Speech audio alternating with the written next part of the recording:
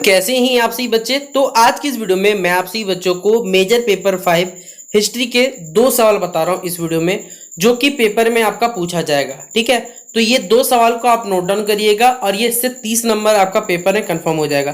तो शेयर करें इस वीडियो को अपने दोस्तों के साथ। चैनल पर अगर आप न्यू आए चैनल सब्सक्राइब करें, साथ में बेल आइकन पर क्लिक करें ताकि इसी प्रकार जब भी न्यू वीडियो आएगा आपको अपडेट मिल जाएगा।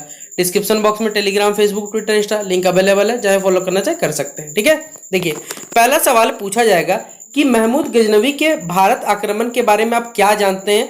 यह सवाल पूछा जा सकता है, इंग्लिश में पूछा जाए कि what do you know about Mahmud Ghaznavi's invasion over India, या फिर महमूद बर्बर ने या यद्यपि भारत पर आक्रमण करते समय उसने क्या किया था, बर्बरतापूर्ण उसने कार्य किया। क्या महमूद गजनवी के विषय में इसे मूल्यांकन से आप सहमत है। महमूद, बस यहाँ पर इंग्लिश में थोड़ा गलती हो सकता है तो आप इसे टाइप कर क्या कर सकते हैं, बेसिकली इसे आप गूगल ट्रांसलेटर सहायता से चेंज भी कर सकते हैं। ठीक है, तो आप अपने हिसाब देख लीजिएगा। यहाँ पर फिर अगला क्वेश्चन है, मतलब इसी सवाल पूछा सकता है कि महमूद गजनवी का मूल्यांकन कीजिए कि क्या उसके आक्रमण पर भारत का कोई स्थायी प्रभाव पड़ा। Attempt any estimate of Mahmud Ghazni did he leave any lasting effect on India by invasion. तो ये आपको बताना पड़ेगा। तो पहला सवाल चलिए शुरू करते हैं। सबसे पहले बात करते हैं यहाँ पर एक आक्रमणकारी के बारे में जिनका नाम था महमूद गजनवी।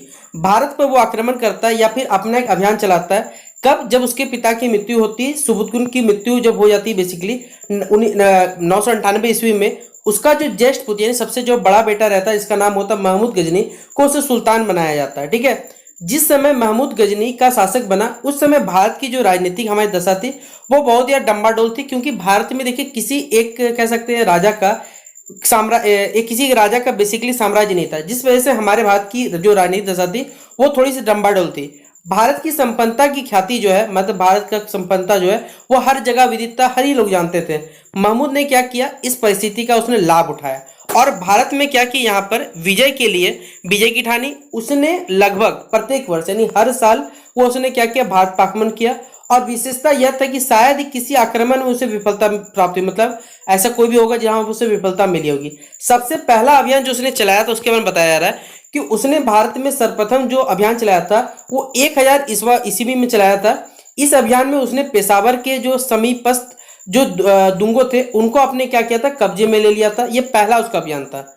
दूसरे अभियान में अगर हम लोग बात करते तो 1001 ईस्वी में उसने क्या किया था, पेशावर के जो आसपास का इलाका हो गया उसमें क्या किया, उस प्रांत पर विजय प्राप्त की। और तब तक हुआ जो हिंद या फिर उद्भांड की ओर बढ़ा, वहां का शाही शासक जयपाल जो था उसका सामना नहीं कर सका और उसने शर्म के कारण क्या कर दिया, आत्मदाह कर दिया। ये द्वितीय अभियान के बारे में जानकारी जो आंकड़ों के रूप में अवेलेबल है। ठीक है, अगला हमारे पास है तीसरा अभियान। इसमें 1002 से लेकर 1003 ईस्वी में क्या किया था, वो सिस्तान से युद्ध करने में विवश रहा, इसलिए उसने इस समय भारत पर क्या क्या आक्रमण नहीं किया।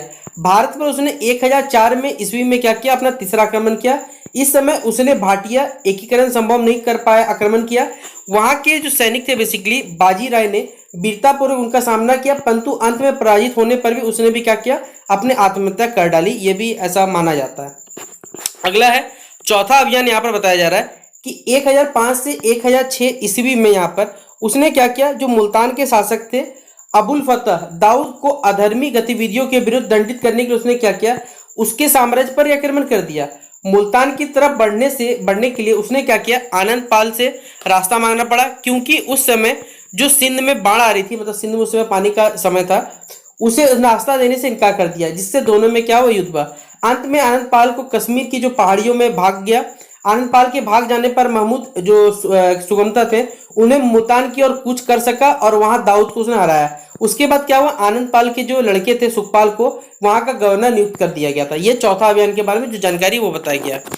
अगला इसी प्रकार पांचवा अभियान है जो कि 1006 ईस्वी में यहाँ पर उसने आनंद पाल के जो लड़के थे सुखपाल के विरुद्ध उसने आक्रमण किया, क्योंकि सुखपाल ने, यहाँ सुखपाल होगा, सुखपात्र मत करिए, सुखपाल कर लीजिएगा, क्योंकि सुखपाल ने अपने आप को स्वतंत्र रूप से घोषित कर दिया था। यह पांचवा अभियान था। छठा अभियान के बारे में जो जानकारी है उसमें बताया गया 1008 ईस्वी में उसने आनंद पाल पर क्या क्या आक्रमण किया, क्योंकि उसने जब वो मुल्तान जा रहा था तब रास्ता देने से इनकार किया था। इस युद्ध में आनंद पाल को क्या हुआ, बुरी तरह यहाँ पर हार मिला। फिर जो सातवां अभियान था 1009 ईस्वी में उसने नारायण पे क्या किया, आक्रमण किया।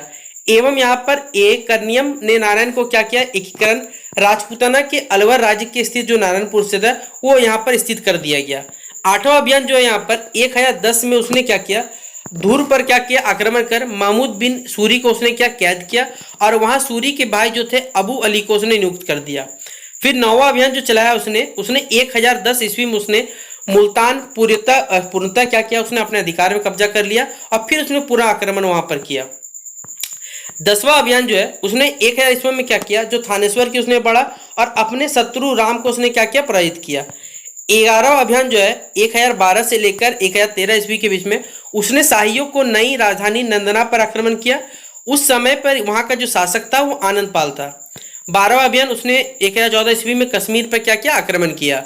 फिर अगला था 13वां अभियान, उसने क्या किया, 1015 ईस्वी में उसने कश्मीर पर पुनः आक्रमण किया और वहां के जो उपद्रवी मुखिया थे उनको उन्होंने इस प्रकार दबा दिया। फिर जो 14वां अभियान था उसमें 1016 से 1017 ईस्वी में वो खवार जम्मू से युद्ध करने में व्यस्त था, इसलिए उस समय भारत पर आक्रमण नहीं कर पाया। उसका जो 14वां अभियान माना जाता है वो 1018 से लेकर 1019 ईस्वी में हुआ था। यह आक्रमण जो है वरन जिसे हम लोग बुलंदशहर, महावन, मथुरा, कन्नौज, मुंज, कानपुर के जो आसपास का मुआवजन हो गया तथा यहाँ पर जो शहर है सीरस सहारनपुर उसमें इसने हमला किया था। फिर अगला जो है 15वां आक्रमण हमारे पास है 1020 से 21 में उसने क्या किया, जो चंदेल विदादर पर आक्रमण किया, क्योंकि उसने जो विदादर प्रतिहार शासक राज्यपाल को क्या किया था, मार डाला था। वजह यह थी कि राज्यपाल ने बेसिकली क्या कहता है, अपने को महमूद को समर्पित कर दिया था। महमूद विद्याधर के इस कार्य से कुछ हो गया था और इस वजह से उसने उसमें आक्रमण कर दिया। विद्याधर का छात्र जो साथ था वो त्रिलोचन पाल ने भी किया था, अतः उसने उसे भी हराया और लाहौर को कब्जे में किया और वहीं पर वरी की तरफ उसे आगे बढ़ा। 16वां आक्रमण जो था उसने क्या किया, 1021 से लेकर 22 ईस्वी में दोबारा क्या किया, विद्याधर पर आक्रमण किया और कालिंजर पर अभियान बेसिकली अधिकार किया। रास्ते में उसने ग्वालियर के जो किले थे वहां पर आक्रमण किया और जो कच्छप छाप घाट थे या जो शासक थे उनका यहाँ पर कीर्तिराज को पराजित किया। 17वां अभियान जो था उसका 17वां अभियान 1024 से लेकर 25 ईस्वी में, 1023 ईस्वी में हुआ टॉस अक्सियाना में व्यवस्था। 17 जो आक्रमण था गुजरात में जो हमारा प्रसिद्ध सोमनाथ मंदिर है उसमें किया था। यहाँ सबसे महत्वपूर्ण आक्रमण थे, 3-4 छोटे छोटे राज्यों में मिलकर महमूद का सामना किया, परंतु सब कुछ व्यर्थ रहा। 18वां अभियान जो सोमनाथ पर उसने फिर विजय प्राप्त करने के लिए जब महमूद अपने देश लौट रहा था तो नमक के पहाड़ों के पास रहने वाले जो जाट लोग रहते थे उन्होंने क्या किया, उसे कष्ट दिया और अतः उसने उसको पाठ पढ़ाने के लिए करीब 1026 से 27 ईस्वी में उन पर आक्रमण कर दिया, उन्हें हराया। महमूद की जो मृत्यु हो जाती है वो जाटों के द्वारा होती है। जाटों से युद्ध के 3 साल बाद 1030 ईस्वी में महमूद की जो मृत्यु हो गई। महमूद के देखे आक्रमणों का क्या लाभ हुआ, भाई कोई लाभ नहीं हुआ भारत से। ऐसा आप सोचते हो भारत को कोई लाभ नहीं हुआ, जो बाहरी देश थे जितने भी आक्रमण करते थे वो बाहरी पैसा लेके चले गए, ठीक है। तो महमूद गजनबी को भारत पर आक्रमण से जो लाभ हुए उसे अवर्णनीय कहा जा सकता है, क्योंकि उसका उद्देश्य था कि भारत को क्या करना, लूटना है, ठीक है। उसके उद्भांड आक्रमण से उसे लगभग यहाँ माना जा सकता है लगभग 2.5 लाख जो दिनारे हो गए, 25 हाथी प्राप्त हुए। भाटिया से उसे 120 हाथी मिले, इस प्रकार की कुछ धनराशि प्राप्त हुई। मुल्तान से उसे 20,000 दैनिक की जो वार्षिक आय हुई, फिर सुखपाल से प्राप्त हुआ। सब यहाँ पर जानकारी दिया हुआ है कि उसे कितना कैसे दिरहम प्राप्त हुआ या कितना दिनार प्राप्त हुआ, ये सब के सब यहाँ जानकारी दिया हुआ। 350 हाथी किसे मिले, कन्नौज से उसे मिले। विद्याधर पर आक्रमण किया तो 300 हाथी मिला और अन्य कई उपहार इस प्रकार मिला। उसका जिसका जो खजाना था वो खचाखच यहाँ भर गया, वो भी बताया हुआ है, ठीक है। अब यहाँ पर बात करते हैं महमूद गजनबी का मूल्यांकन करते हैं कि क्या था यहाँ, उसके बारे में जानते हैं। तो यह पहला पॉइंट बताया हुआ है कि सैनिक के रूप में महमूद गजनबी महान सैनिकों में एक था। उसकी सैनिक योग्यता के कारण कुछ इतिहासकार ने उसकी गिनती एशिया के महानतम योद्धाओं में की और उसकी तुलना बाबर, नेपोलियन तथा नेल्सन से की। राजनीतिक रूप में देखा है तो उसे असफल ही कहा सकता है, क्योंकि उसे बार बार विजय प्राप्त करने के लिए स्थायी जो साम्राज्य से स्थापित करने का कोई प्रयास नहीं किया गया। न्यायकर्ता के रूप में देखा जाए तो वह धनी और निर्धन के में भेद नहीं करता था। सच्चरित्र को प्रेमी के रूप में उसे व्यय विचार की से घोर घृणा थी। भारत में इसके आक्रमणों के पश्चात उसके जो व्यय विचार थे उसका एक भी अहम उदाहरण नहीं मिलता। इस्लाम प्रचारक के रूप में मुस्लिम संचार में उसका अपना विशेष स्थान था। मुसलमान उसे गाजी समझते थे और उसने इस्लाम प्रचार के अथक यहाँ प्रयास किए थे। कला एवं साहित्य के पोषक के रूप में वह साहित्य एवं कला का पोषक था। कहा जाता है कि वह स्वयं भी कवि था, ऐसा माना जाता है। अल बरूनी हो गए, फिरदौसी हो गए, फरिश्ता जैसे विद्वानों का कदरदान था। उसके द्वारा जो निर्मित विश्वविद्यालय हो गए, अजायब घर हो गए तथा मस्जिदें उनके कला प्रेम के योद्धा को बताया गया। अब यहाँ पर 7वां जो पॉइंट हमारे पास वो एक बर्बर लुटेरा था तथा मूर्ति भंजक के रूप में भारत के संदर्भ में उसने बर्बरता लुटेराई कहा जाएगा। उसने भारत में जो हमारे बहुत सारे प्रसिद्ध मंदिर थे उनको तोड़ा, हमारे जो प्रमुख जो भवन थे उनको नष्ट किया, और अत्यंत जो हमारे अतुल संपत्ति उसको लूट के यहाँ से ले गया।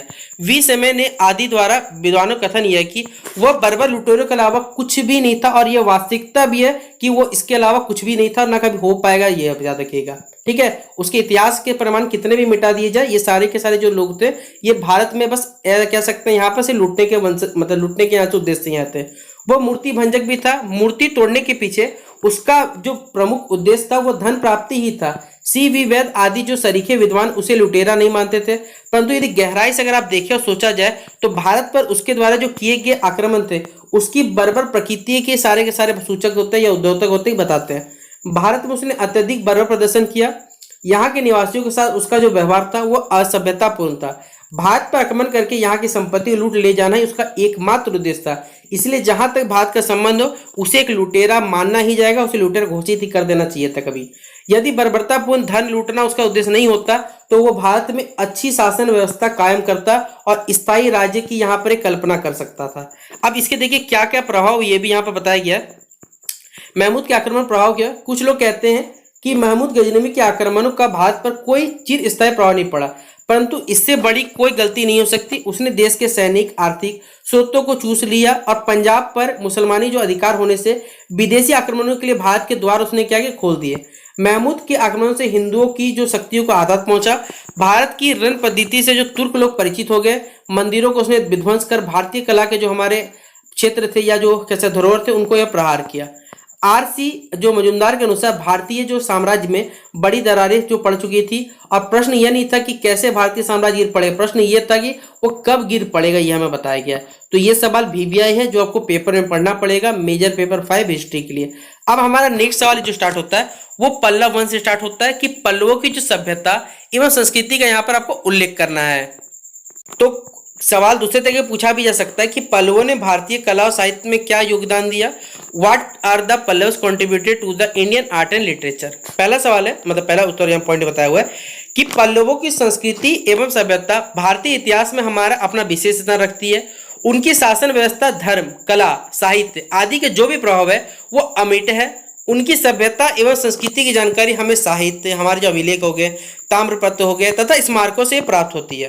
पहला पॉइंट बताया जा रहा है कि शासन व्यवस्था, शासन का सर्वोच्च अधिकारी जो राजा होता है या महाराजा धर्मराज होता है, उसकी यहाँ पर साप्यार्थ यदि ये कई जो मंत्री होते हैं वो अफसरों का एक यथाक्रम जो समूह होता है, महत्वपूर्ण साम्राज्य जो प्रांतों या राष्ट्र या मंडल में जो विविध या दूसरी छोटी इकाई कोष्टक या कोद्रम और आम जिसे गांव कहा भी आता है, गांव में सभाएं होती है जिनमें अलग अलग समितियां होती है जो बगीचे, मंदिर, तालाब आदि की देखरेख करती है। एक भूमि निरीक्षण विभाग भी होता था जो कि क्या करता था, शक्कर, साग, फूल, नमक व्यवसाय आदि की बिक्री पर यहाँ पर कर था। यहाँ पर दूसरा पॉइंट बताया हुआ साहित्य से जुड़ा हुआ कि पल्लवों के समय काफी जो साहित्यिक गतिविधियां हुई। जो यहाँ पर कांची है उस समय की, यहाँ सांची होना चाहिए मेरे हिसाब से लगता है, उस समय की शिक्षा का प्रमुख केंद्र था। उस समय का प्रमुख जो बौद्ध विज्ञान या दिव्यांग या हमारे बौद्धिक तथा आध्यात्मिक पिपासा बुझाने के लिए वहां आए थे। सिंह विष्णु के दरबार में कभी भारतीय रहता था। महेंद्र बर्मन एवं स्वयं विद्वान थे। उसने मत विलास प्रहसन की रचना भी की थी। चट्टान मंदिरों में जो श्लोक लिखे गए थे उससे पता चलता है कि उस समय संस्कृत जो है वो बहुत ही परिमार्जित था। यहाँ पर नरसिंह वर्मन ए होगा या द्वितीय प्रथम हो सकता है हमारे पास, कि समय दंडित हुआ जो मातृदत्त ने उसी समय का था। कुछ विद्वानों का मत है कि भास और शूद्रकों के नाटकों का संक्षिप्तीकरण भी उसी समय हुआ और इन नाटकों का जो मंचन भी हुआ था इसी समय माना जाता है। अगला थर्ड पॉइंट यह बताया हुआ है कि हेन सांग के अनुसार जो पल्लवों के समय जो बौद्ध और जैन धर्म लोग दोनों काफी अच्छी व्यवस्था में थे। अपर निरुज्ञान समंदर के प्रयत्नों से जो शैव धर्म भी बहुत फूला। वैष्णव अलवरों के प्रयत्न से वैष्णव धर्म का भी यहाँ प्रसारित हुआ था बताया गया। चौथा पॉइंट बताया हुआ है कि इस समय की कला का अपना अलग ही वैशिष्ट था। पल्लव कला की 3-4 शैलियों से हमें जानकारी मिलती है कि प्रथम प्रकार की जो शैली महेंद्र शैली या महेंद्र बर्मन द्वारा चालू की गई है के नाम से जानी जाती है। इस शैली के बने मंदिरों में एक ही पत्थर के जो ठोस स्तंभ है और इन मंदिरों में जो वर्तालुकार लिंक बने हुए हैं। द्वारपाल तथा प्रभात रोपण भी लोहा हमने एकमात्र यहाँ पर हमारे पास जो मंदिर है वो इसी शैली से बना हुआ है। दूसरे प्रकार की जो शैली का मामला जो है वो नरसिंह वर्मन मम्मल द्वारा शुरू की गई थी, शैली के नाम से जानी थी। इस शैली के जो बने भी मंदिर है हमारे पे वो बाय सज्जा हो गए, प्रशंसनीय है। इन मंदिरों की जो मूर्तियां बहुत ही सुंदर है, अर्जुन रथ हो गया, भीम रथ, धर्मराज रथ, इस शैली के कह सकते हैं सर्व उत्कृष्ट प्रतिनिधि। तीसरे प्रकार की जो शैली थी वो थी राजनाथ शैली, जिसे हम लोग नरसिंह सिंह बर्मन जो द्वितीय राज सिंह कहना होगा। इस शैली में पत्थर तथा ईंट के भी निर्मित हुए, जिनके शिखर बहुत ही ऊंचे होते थे। ऐसा लगता था कि गुहा मंदिरों के निर्माण में पल्लवों ने क्या किया, बौद्धों का अनुसरण किया। पल्लव जो थे वो कला पर अमरावती और चालुक्य कला का प्रभाव भी इस पर दिखाई देता था। पल्लव कला ने भी बदले में यहाँ पर जो चोल कला था उसको प्रभावित किया। इनकी कला ने इंडोनेशिया को कला को प्रभावित किया। पल्लव कलाकारों ने राजकीय युगलों की मूर्तियों को गढ़ने में यहाँ पर कोई कसर नहीं छोड़ी। संक्षिप्त में कहा सकता है कि दक्षिण भारतीय कला के इतिहास में पल्लव युग अनूठा था, ये बताया गया। तो ये 2 सवाल हमने आपको करा दिए मेजर पेपर 5 हिस्ट्री के लिए। 30 नंबर पक्का हो जाएगा अगर आप सवाल को अच्छे से कर लेते हैं। तो शेयर करें इस वीडियो को अपने सभी दोस्तों के साथ। बाकी मिलते हैं नेक्स्ट वीडियो पे, तब तक के लिए जय हिंद और जय भारत।